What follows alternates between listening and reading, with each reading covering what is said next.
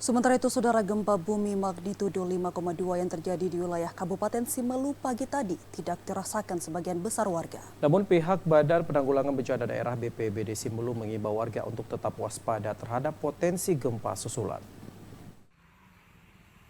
Kepala Pelaksana BPBD Simelu Zulfadli mengungkapkan bahwa gempa bumi berkekuatan 5,2 magnitudo tidak dirasakan di wilayah Kabupaten Simelu pada umumnya. Hal ini dikarenakan titik gempa berada jauh di wilayah bagian tenggara ibu kota Sinabang.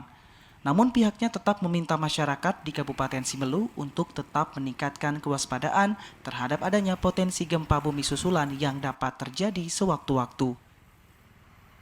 Dampak gempa tersebut juga kami sendiri juga di Badan Penanggulangan Bencana juga tidak merasakan gempa tersebut dan juga masyarakat. Ya, kami minta juga kepada perhatian kita semua pada masyarakat untuk meningkatkan kewaspadaan dan kesiapsiagaan apabila terjadi bencana gempa susulan. Aktivitas masyarakat di kota Sinabang terpantau normal pasca peristiwa gempa bumi.